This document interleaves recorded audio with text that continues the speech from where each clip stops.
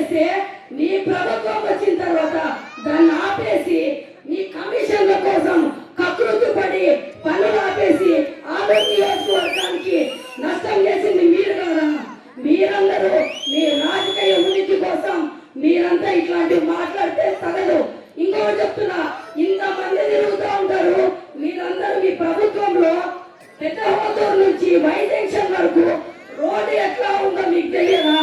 ఏం చేశారండి మీరు? విపక్ష గారు ఆ రోడ్డు వేపియాలని మీ ప్రభుత్వంలో కూడా తెలియదా? ఇప్పుడు మన ప్రభుత్వం వచ్చినాక రోడ్డు శాంక్షన్ అయింది. రేపు నెలలో భూమి పూజ చేస్తా ఉన్నామని చెప్పి కూడా తెలియజేస్తా ఉన్నాం. నాయకుడు మాట్లాడుతా ఉన్నారు. అట్లా రోడ్డు ఎన్ని సంవత్సరాలు, 5 సంవత్సరాలు ఇక్కడ మంత్రిగా ఉన్నారు, మీరు జెడ్పీటీసీగా ఉన్నారు.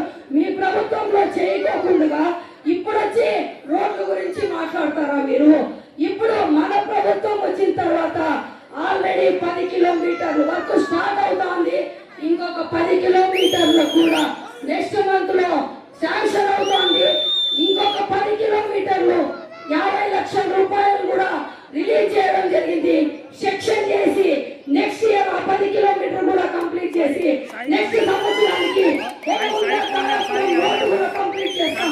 ఇంత అభివృద్ధి ఆలూరు నియోజకవర్గంలో జరుగుతుంటే మీకు కనపడటం లేదా? ఎందుకు రాజకీయాల కోసం వాల్మీకి సోదరుల్ని మోసం చేయొద్దండి. మీ రాజకీయాల కోసం వాళ్ళు చాలా మంచి వాళ్ళు మీరు ఇట్లానే మోసం చేస్తూ పోతే మీ పనుల కోసం వాళ్ళే మిమ్మల్ని తరిమి కొట్టారని చెప్పేసి కూడా క్రియేట్ చేసి ఆయన కళ్ళు సంఘంలో ప్రతి ఒక్కరికి అందే విధంగా చేస్తున్నారంటే మీరందరూ గుర్తు పెట్టుకోవాలా. రాజకీయాల్లో ఉన్న వ్యక్తులు కులాల గురించి మాట్లాడకూడదు. ఏదైనా ప్రజలకు మంచి చేయాలా. ఒక కులం వాళ్ళు వేస్తేనే గెలవలేదు. మీరు అందరూ ఆలూరు నియోజకవర్గంలో ఉన్న ప్రజలందరూ ఓట్లేస్తే గెలిచారని చెప్పి కూడా మీకు చెప్తున్నాం. మీరు పక్షి గారు, మీరు ఆలూరు నియోజకవర్గంలో ప్రతి ఒక్కరికి ఏదైనా అవకాశం ఉంటే మంచి చేయండి. కానీ ఇది మేము హెచ్చరిస్తున్నాం.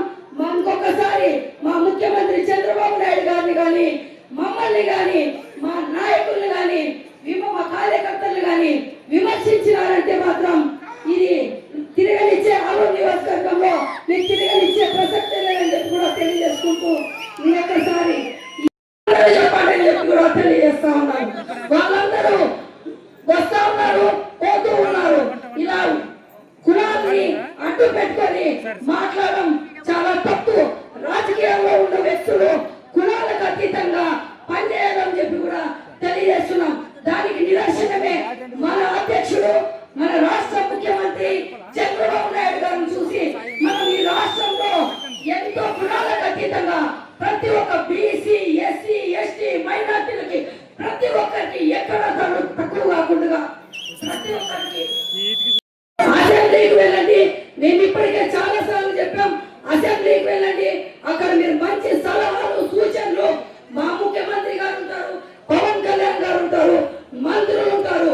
మీరు ఏదైనా అక్కడికి వెళ్ళి మాట్లాడండి. డెవలప్మెంట్ గురించి మాత్రం ఇంకొకసారి చెప్తా ఉన్నా, నా గురించి కానీ మా ముఖ్యమంత్రి గారి గురించి కానీ మా కూటమి నాయకుల గురించి కానీ మాట్లాడితే మాత్రం తిరగనివ్వము అని చెప్పి కూడా చెప్తా ఉన్నా.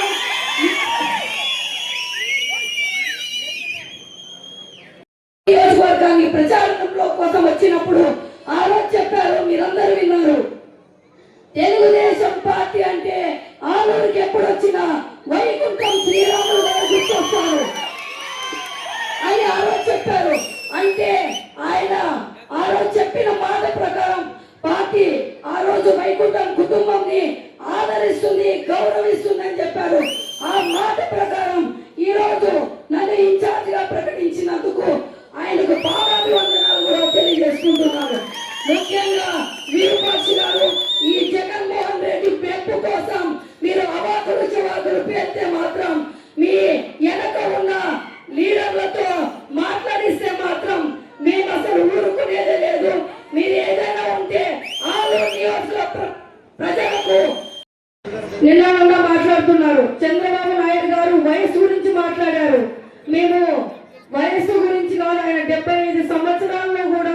ఎన్నో దేశాలు తిరిగి 17 నెలల్లోనే 16,000 కోట్ల రూపాయలు తెచ్చిన ఘనత చంద్రబాబు నాయుడు గారిది. మీరు 5 సంవత్సరాల్లో కూడా తీసుకురాలేకపోయారు. అది మీరు గుర్తు పెట్టుకోవాలా. 75 సంవత్సరాల వయసులోనే ఆయన ఈరోజు క్యాపిటల్ సిటీ రాజధాని లేని రాష్ట్రంగా ఉన్న రాష్ట్రాన్ని రాజధాని నిర్మిస్తున్నారు. 75 సంవత్సరాల వయసులోనే పోలవరం నిర్మిస్తున్నారు. ఈ రాష్ట్రం అభివృద్ధి చెందుతుందంటే, దేశం మొత్తం మన ఆంధ్ర రాష్ట్ర వైపు చూస్తా ఉందంటే అది ఒక చంద్రబాబు నాయుడు గారి వల్లనే, మన కూటమి ప్రభుత్వం వల్లనే అని కూడా మీకు అందరికీ తెలియజేస్తాను. ముఖ్యమంత్రి రేపు 15వ తేదీ తర్వాత కమిటీలన్నీ కూడా చాలా ఫాస్ట్ గా వేస్తా ఉన్నాం. రాష్ట్రంలో ఎక్కడా లేని విధంగా మనకు చాలా తక్కువ టైం ఇచ్చారు. అన్న ధర్మవరం సుబ్బారెడ్డి చాలా తొందరగా కమిటీలు వేయాలమ్మా అని చెప్పి కూడా చెప్తా ఉన్నారు.